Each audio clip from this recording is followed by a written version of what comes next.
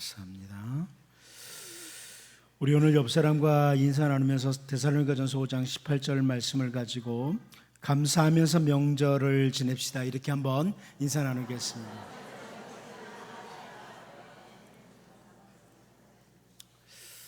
오늘은 추석 명절을 맞으면서 사사기의 오늘 본문 한 부분을 살피면서 우리가 하나님의 백성으로서 진짜 즐거움, 참된 즐거움을 추구하는 이런 백성으로 살도록 다짐도 하고 또 명절을 보낼 수 있기를 원합니다. 단순히 추석이라는 명절이기에 즐거워하는 이런 사람들이 아니라 하나님의 백성으로서의 즐거움을 찾자. 그냥 단순히 들뜬 상태에서 명절을 보내는 이런 성도가 아니라 오히려 이런 명절을 맞으면 이스라엘 백성들이 어떻게 절기를 지켰느냐, 명절을 지켰느냐, 이런 부분도 좀 생각해 보면서 또 우리를 좀 깊이 돌아보고 주님의 백성으로 더욱 성숙한 상태에서 명절을 보내는 이런 은혜가 있기를 원합니다. 잠언 15장 13절 말씀을 보면 마음의 즐거움은 얼굴을 빛나게 하여도 마음의 근심은 심령을 상하게 하느니라, 이런 표현을 해줍니다. 하나님의 백성들이 이 땅에 살면서 즐거운 마음, 즐거운 얼굴을 가지고 살아야 된다, 이것을 보여주는 말씀입니다. 잠언 17장 22절도 마찬가지입니다. 마음의 즐거움은 양약이라도 심령의 근심은 뼈를 마르게 하느니라, 이런 설명을 합니다. 명절을 맞으면서 우리 많은 여성도들이 마음에 근심이 있으면서 맞이하면 뼈를 마르게 합니다. 여러분, 마음의 즐거움은 양약이라. 이 마음이 즐거울 때 보약을 먹는 것 같이 몸에 좋지만 마음에 근심이 가득하면 속에 뼈 마디마디가 마른다, 이런 말씀입니다. 전도서를 통해서도 우리는 비슷한 내용을 하나 볼 수 있습니다. 전도서 3장 22절을 보면 그러므로 나는 사람이 자기 일에 즐거워하는 것보다 더 나은 것이 없음을 보았나니 이는 그것이 그의 몫이기 때문이라. 그의 뒤에 일어날 일이 무엇인지를 보게 하려고 그를 도로 데리고 올 자가 누구이랴. 솔로몬이 이런 표현을 하거든요.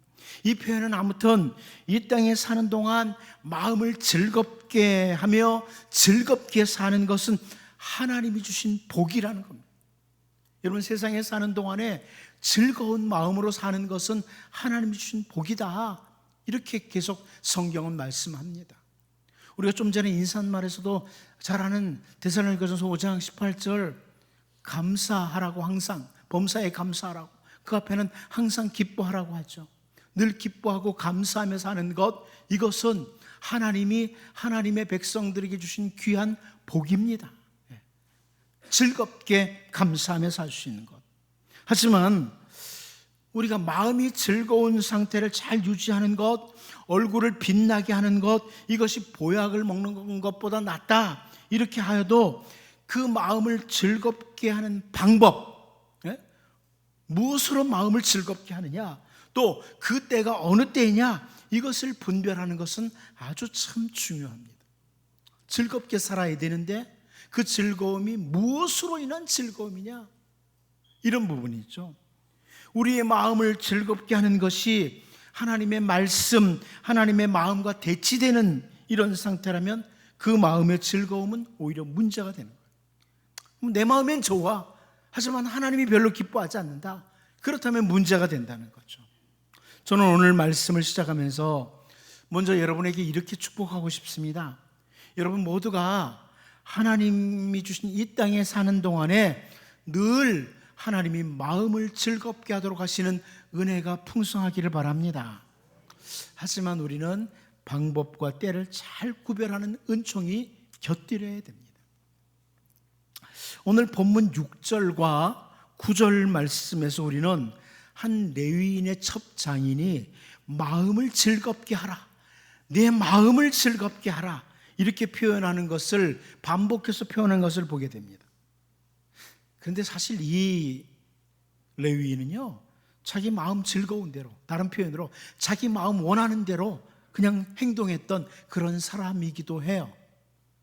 오늘 본문 말씀을 통해서 마음을 즐겁게 하는 일을 올바로 마음을 즐겁게 하지 못한 이런 한 레위인의 모습을 좀 보면서 우리는 하나님의 백성으로서, 하나님의 자녀로서 또 이번 명절을 보내면서 올바로 마음을 즐겁게 하고 살아가는, 정말 올바른 즐거움, 이 마음의 즐거움이 올바른 즐거움이 되는 이런 하나님의 백성으로 삶을 살아가고 또 명절이 되는 이런 은혜가 있기를 바랍니다.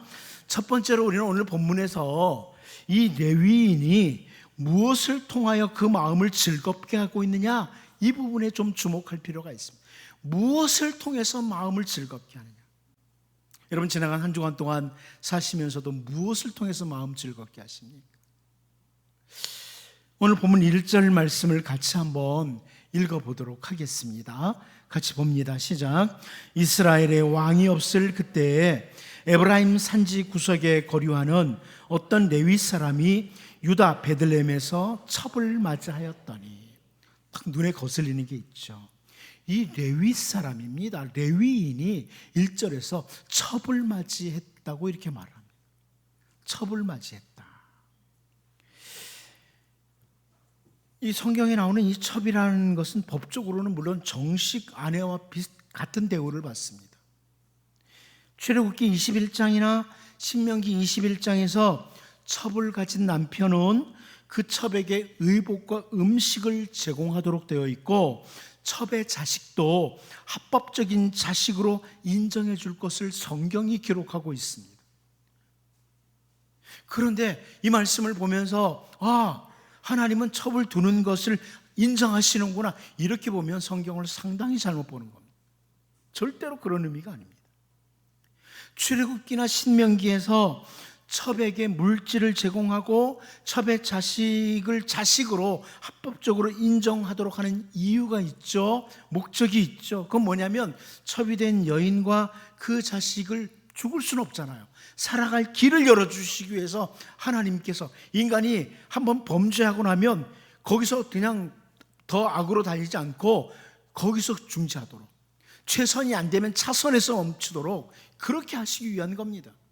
그러니까 첩으로 들어온 사람과 첩의 자식을 살리기 위해서 하나님께서 이 부분을 인정하는 것이지, 이런 말씀을 하시는 것이지, 하나님께서 첩을 인정하는 것은 결코 아닙니다.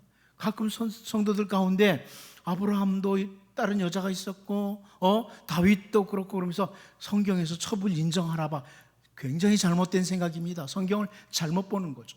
타락한 인간들의 본성이 자꾸 좋지 않은 길로 가는 것을 하나님께서는 허용은 하시지만 그것을 인정하는 것은 아닙니다. 오히려 말라기 같은 곳을 보면 아주 강력하게 일부 일처제를 강조하고 있습니다. 성경의 원칙입니다. 오늘 본문의 이 레위인이 어떤 사람이에요? 단순히 자기 마음 즐거우려고, 내 마음을 즐겁게 하려고 이렇게 최소한 여자를 2명 이상 두었다는 겁니다. 자기 마음의 즐거움을 이렇게 찾은 거예요. 이성에게서 찾은 거예요. 또 한 가지 보여주는 모습이 있죠. 4절 말씀을 보면 그의 장인 곧 그 여자의 아버지가 그를 머물게 하며 그가 3일 동안 그와 함께 머물며 먹고 마시며 거기서 유숙하다가, 그럽니다. 뭘 말씀하려고 하냐면 사사기 기자는요, 이 레위인이 무엇을 통해서 그 마음을 즐겁게 하는 것이냐, 이게 보여요. 6절에도 같이 나오는데요, 6절 말씀도 보면 두 사람이 앉아서 함께 먹고 마시매 그 여자의 아버지가 그 사람에게 이르되 청하노니 이 밤을 여기서 유숙하여 그대의 마음을 즐겁게 하라 하니. 정리하면 무슨 뜻입니까? 이 말씀들을 정리해 보면 먹고 마시고 그 첩과 함께 밤을 지내는 것이 이 레위인의 마음을 즐겁게 하는 방법이었어요. 무엇으로 마음을 즐겁게 하느냐? 먹고 마시고 첩과 함께 밤을 지내는 것. 이런 모습은요, 짐승들도 이런 모습 가지고 살아가요. 여러분, TV에 요즘 동물들 이야기 많이 나오잖아요. 동물의 왕국 비슷한 프로그램들이 굉장히 많은데요, 짐승들이 그렇게 살아요. 수컷들은 좀 더 많은 암컷들을 차지함으로 즐거워하고, 좀 더 많은 먹을 것을 먹고 마시면서 즐거워합니다. 이 짐승들의 모습이. 그런데 여기 레위인의 모습이 그렇죠. 이렇게 살아가는 사람들이 세상에 정말 많습니다. 단순히 먹고 마시고 여러 이성들과 접촉으로 만족하며 즐거워하며 살아가는 짐승 같은 인간들이 이 땅에는 정말 많습니다. 무엇으로 마음을 즐겁게 하느냐? 먹는 것, 마시는 것, 이성과의 관계, 이것으로 즐거워하는, 짐승처럼 살아가는 이런 사람들이 세상에는 참 많습니다. 저는 하나님께서 우리에게 그런 즐거움, 먹는 것, 마시는 것, 혹은 이성과의 관계에서 즐거움, 이런 걸 전혀 주시지 않았다, 이렇게 말씀드리는 게 아닙니다. 하나님이 우리에게 원하는 그 범위 내에서 적절한 먹고 마시는 거 반드시 필요하죠. 예. 이성과의 관계도 반드시 필요합니다. 그런데 그것이 도를 넘으면, 하나님이 주신 그 한계를 넘어서면 자기 마음에 즐겁다고 무조건 더 먹고 더 마시고 이렇게 지내다 보면, 또 이성과의 관계 속에 살다 보면 이것은 자기의 마음을 올바로 즐겁게 하는 게 아니다. 사람들은 그것이 하나님께서 기뻐하시는 일이든 기뻐하지 않는 일이든 좀 더 많은 이성과 좀 더 많은 음식, 이것을 차지하기 위해서 거기서 만족을 얻으려는 모습 가지고 살 때 거기서 문제가 된다. 단순히 여러분, 이 레위인이 추구했던 먹고 마시고 이성과의 문제, 이것만이겠습니까? 문제가요, 여러분은 무엇으로 마음의 즐거움을 추구하십니까? 무엇으로? 저는 모세라는 사람을 한번 주목해 보고 싶습니다. 모세. 히브리서 기자가 모세에 대해서 이렇게 설명합니다. 히브리서 11장 24절 25절을 보면, 믿음으로 모세는 장성하여 바로의 공주의 아들이라 칭함받기를 거절하고 도리어 하나님의 백성과 함께 고난받기를 잠시 죄악의 낙을 누리는 것보다 더 좋아하고 그럽니다. 여기 모세에 대한 설명을 통해 오늘 본문의 한 레위인을 이제 돌아보면, 이 레위인은 죄악의 낙, 죄악으로 즐거움을 누리고 있다는 겁니다. 이걸 확인할 수 있죠. 모세는 애굽이라고 하는 그 이집트 문명 대단하지 않습니까? 애굽이라고 하는 거대한 나라의 왕 바로의 공주의 아들로서 누릴 수 있는 모든 죄악의 낙을 거절하고 차라리 하나님의 백성과 함께 고난받기를 더 즐거워했다, 이렇게 설명해 주고 있습니다. 여러분, 바로의 공주의 아들로서 수많은 여자를 거느릴 수도 있겠죠. 좀 더 많은 음식, 더 좋은 음식을 마음껏 누리며 살 수도 있었겠죠. 그런데 모세는 그 모든 것들을 포기했다. 차라리 즐거움을 하나님의 백성과 함께 고난받는 것을 더 큰 즐거움으로 여겼다는 겁니다.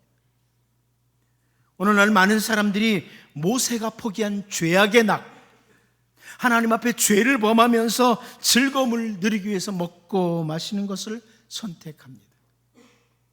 하나님의 백성으로서의 사는 삶을 포기해버리는 거죠. 하지만 모세는 그 마음을 무엇으로 즐겁겠느냐? 하나님의 백성들과 함께 고난받는 것을 오히려 즐거움으로 여겼다. 초대교회 사도들의 모습에 대해서 생각해 보죠. 사도들이 즐거워했습니다. 누가는 사도행전 5장 41절에서 이렇게 기록합니다. 사도들은 그 이름을 위하여 능욕받는 일에 합당한 자로 여기심을 기뻐하면서 공의 앞을 떠나니라. 무슨 말씀이에요? 사도들은 단순히 먹고 마시고 많은 여인을 이제 거느리면서 즐거워하는 이게 아니었다는 거죠. 앞부분을 보면요, 40절에 예수님의 복음을 전하다가 채찍에 맞습니다. 그런데 그 이름을 위하여, 예수님의 이름을 위해서 고통당하는 것을 마음의 즐거움으로 여겼다, 이렇게 설명해 주고 있습니다. 예수님으로 인해서 고통당하는 것, 이것을 즐거움으로 여겼다. 오늘날 여러분들 가운데도 예수님의 이름을 위해서 살다가 조금 힘든 것들 즐거움으로 여기는 분들도 있지 않습니까? 예수님의 이름을 위해서 내가 차라리 조금 힘든 것, 이게 감사다. 여러분 잘 아는 사도 요한의 표현을 한번 볼까요? 사도 요한은 그 마음에 즐거웠던 이유를 요한 3서 1장 4절에서 이렇게 설명합니다. 내가 내 자녀들이 진리 안에서 행한다함을 듣는 것보다 더 기쁜 일이 없도다. 물론 여기 사도 요한이 표현한 내 자녀들은 아마 그리스도인들을 가리킬 거예요. 모든 자기가 믿음으로 혹은 영적으로 양육한 그 자녀들을 가리키겠죠. 그래서 요한은 내 자녀들이 진리 안에서 행한다는 것을 듣는 것보다 더 기쁜 일 없다. 여러분 어떻습니까? 여러분 자녀들이 세상에서 성공했다? 세상에서 돈을 많이 벌었다? 이런 것보다 더 큰 즐거움이 우리의 자녀들, 우리 가족들이 진리 안에서 행한다. 이것이 기쁘십니까? 우리 자녀들이 죄악의 길로, 거짓된 길로, 잘못된 길로 달려가도 그냥 성공만 하면 좋겠다, 돈 많이 벌었으면 좋겠다, 이런 생각 가지십니까? 그렇다면 우리는 마음의 즐거움을 다른 데서 찾는 거예요. 잘못 찾는 거예요. 오늘 본문의 레위인은 그저 첩을 얻고 또 먹고 마시고 그래서 마음에 즐거웠다, 이렇게 설명해 줍니다. 여러분 이번 명절에도 많이 드시겠죠? 벌써 음식을 준비하신 분들 있잖아요. 많이 드실 거예요. 그것으로만 즐거움 찾지 말길 바랍니다. 추석 명절을 맞으면서 정말 나는 무엇으로 인해서 기뻐하는 사람인가? 나는 무엇으로 인해 기뻐하는 사람인가? 이 부분을 다시 한번 확인해 보자는 거예요. 명절 기간에 나는 무엇 때문에 기뻐하는가? 옛날처럼 배고픈 시절도 아닌데요, 단순히 먹고 마시는 것, 못 먹던 거 먹네, 이래서 즐거워한다면 짐승들도 그래요. 여러분 죄악의 낙을 누리기보다는 하나님의 백성으로 하나님의 백성답게 사는 것, 이것을 즐거워하고 그 이름을 위하여, 우리 주 예수 그리스도 이름을 위해서 살아가는 이것을 즐거워하고, 우리의 가족들이 진리 안에서 살아가는 이것으로 인해서 정말 즐거워할 수 있는 그리스도인다운 즐거움이 우리 모두에게 또 이번 명절에도 앞으로도 늘 있기를 바랍니다. 두 번째로 저는 오늘 본문에서 여기 레위인이 그러면 언제 그 마음을 즐겁게 하고 있느냐, 이 부분을 좀 보자는 겁니다. 언제 그 마음을 즐겁게 하고 있느냐, 이 부분입니다. 오늘 본문에서 이 레위인이 살던 때는, 이 레위인이 그렇게 죄악으로 즐거움을 누리던 때가 어느 때냐, 이 부분을 보자는 거죠. 1절을 다시 한번 읽어봅니다. 같이 한번 읽어보겠습니다. 시작. 이스라엘의 왕이 없을 그때에 에브라임 산지 구석에 거류하는 어떤 레위 사람이 유다 베들레헴에서 첩을 맞이하였더니, 자, 여기 1절 시작이 이스라엘의 왕이 없을 그때 이렇게 표현합니다. 물론 사사시대예요. 이스라엘의 왕이 없습니다. 이제 사무엘 때에 왕이 처음 세워지니까 왕은 없어요. 그러나 이스라엘에는 진짜 왕이 있죠. 이스라엘의 진짜 왕이 누구예요? 하나님이십니다. 저는 사사기를 볼 때마다 이스라엘의 왕은 하나님이신데, 사사기 기자는 계속해서 이스라엘의 왕이 없을 그때, 이스라엘의 왕이 없을 그때 이렇게 강조하는 것은 이유가 있다고 봅니다. 단순히 세상 나라들처럼 왕이 없다 이걸 말하기보다는 오히려 진짜 이스라엘의 왕은 하나님이신데, 하나님이 이스라엘의 왕이신데, 하나님이 이스라엘의 왕되심을 포기했을 그때, 하나님의 왕되심을 포기했을 그때 이렇게 정리할 수 있다는 겁니다.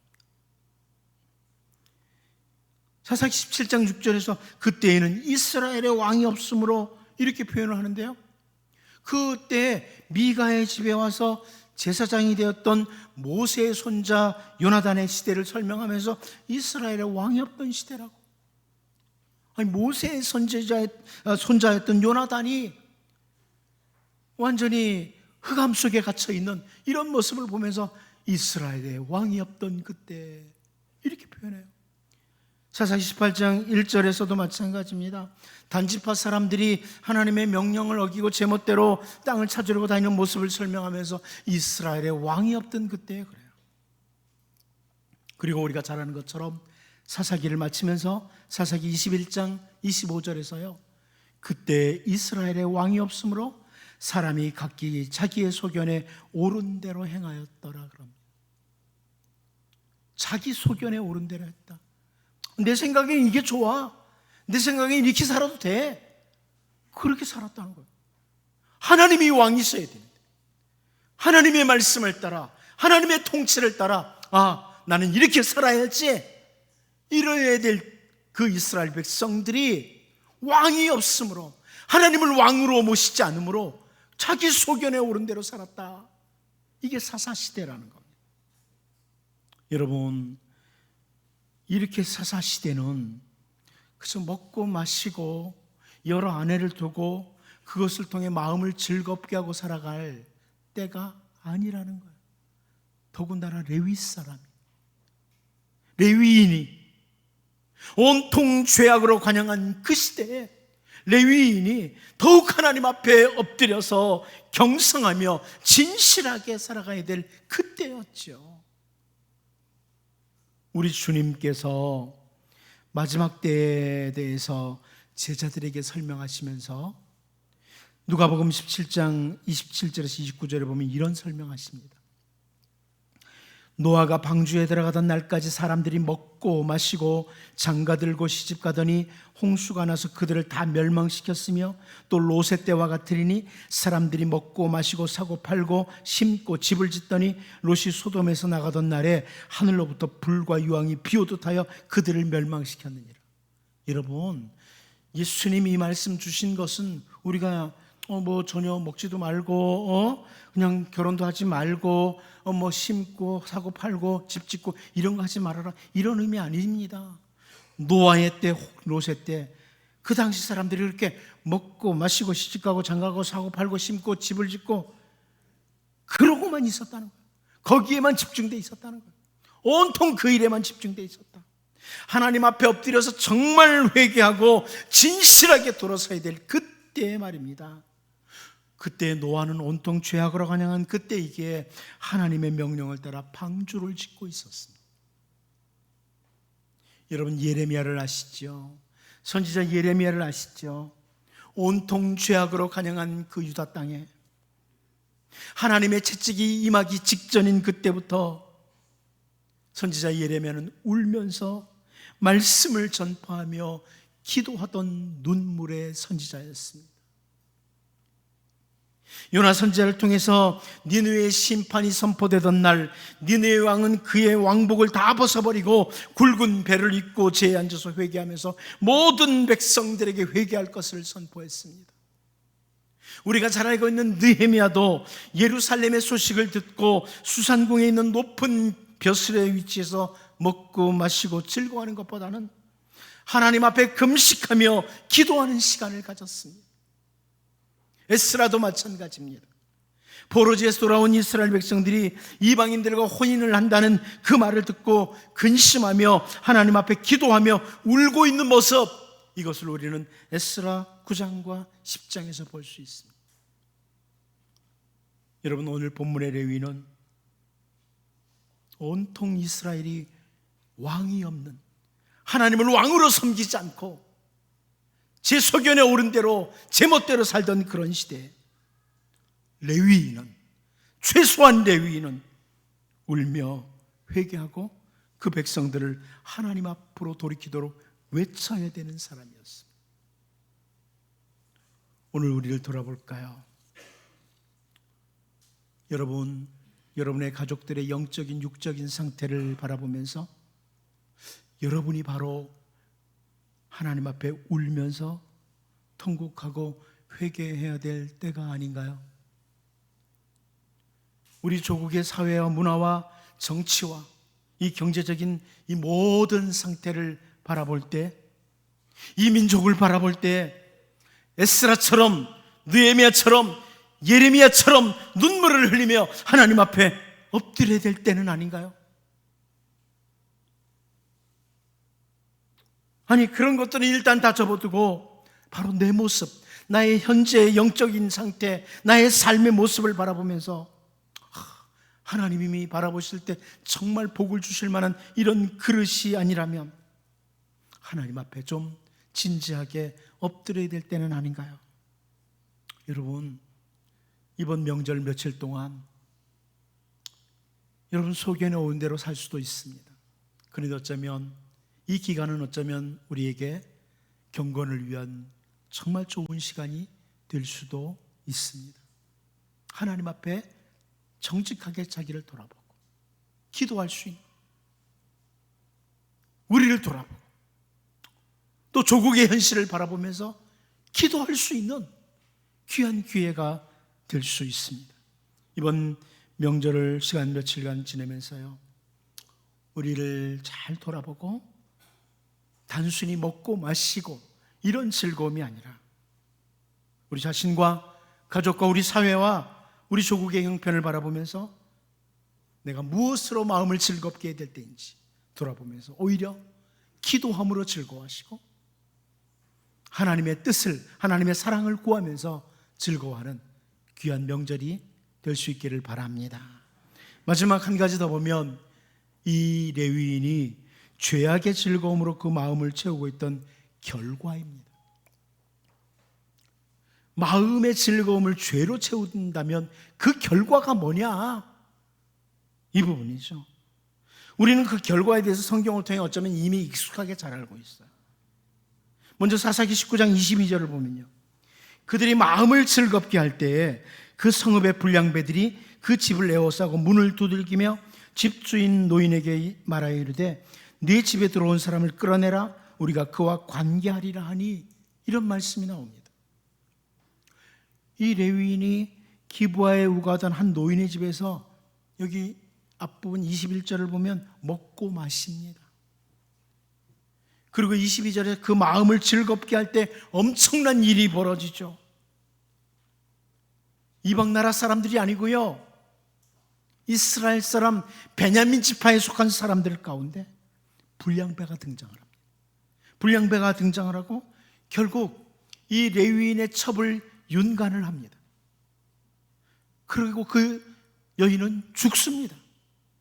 그 여인이 죽었을 때 이 레위인은 이 여인의 시체를 12토막으로 내요.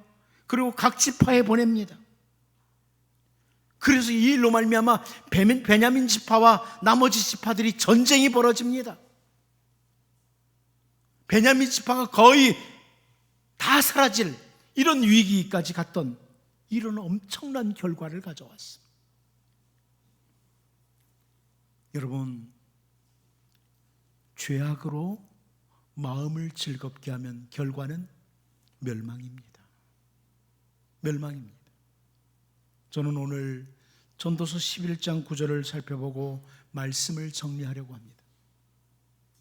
청년이여, 내 어린 때를 즐거워하며 내 청년의 날들을 마음에 기뻐하여 마음에 원하는 길들과 내 눈이 보는 대로 행하라. 그러나 하나님이 이 모든 일로 말미암아 너를 심판하실 줄 알라. 무슨 말입니까? 마음에 기뻐하는 대로, 마음이 끌리는 대로, 타락한 마음, 범죄하는 마음, 죄악으로 달려가기를 기뻐하는 그 마음, 원하는 대로, 눈에 끌리는 대로 마음대로 한번 살아봐라. 하지만 그 모든 삶에 대해서 하나님 앞에서 정리해야 될 심판의 날이 있는 줄 알아라. 여러분, 명절을 맞으면서 그저 세상 사람들처럼 그냥 또 먹고 마시고 즐거워하는 정도, 여기서 그치지 말기를 바랍니다. 우리는 하나님의 백성이요 하나님의 사랑받는 자녀들입니다. 오늘 본문의 한 레위인처럼 단순히 먹고 마시고 첩을 거느리고 살면서 마음의 즐거움을 누리는 이런 사람들이 아닙니다. 지금 우리가 사는 이때는, 아니 우리의 영혼의 상태는, 우리 가족들의 상태는, 이 민족의 상태는 그렇게 단순한 즐거움을 가지고 살 때가 아니라 오히려 기도해야 할 때입니다. 바라기는 여러분, 하나님의 백성답게 즐거워하고 그 이름을 위하여, 우리 주 예수 그리스도를 위해서 사는 것을 정말 즐거워하고 우리 온 가족들이 진리 안에서 행하는 모습을 보면서 마음의 즐거움을 누릴 수 있는 이런 복 있는 주의 백성들로 삶을 살고 명절을 지낼 수 있기를 바랍니다. 기도하겠습니다. 하나님 아버지, 우리는 하나님의 백성입니다. 우리가 하나님의 자녀들입니다. 세상의 짐승들처럼, 오늘 본문에 나오는 레위인처럼 그렇게 죄악으로 기뻐하지 않게 도와주시고, 오늘 이 시대를 바라보며 내 영적인 상태를 바라보며 내 주변에 있는 사람들을 바라보며 오히려 에스라처럼, 느헤미야처럼, 예레미야처럼 눈물로 기도하는 주의 백성들 되게 하여 주옵소서. 하나님의 백성답게 우리 주 예수 그리스도를 위해서 사는 것, 이것을 즐거워하게 하시고, 나와 온 가족들, 주변에 있는 사람들이 진리 안에서 행하는 것을 바라보며 즐거워할 수 있는 그 일을 추구하는 이런 주의 백성으로 또 이번 명절을 보내게 하여 주옵소서. 예수님의 이름으로 기도하옵나이다. 아멘.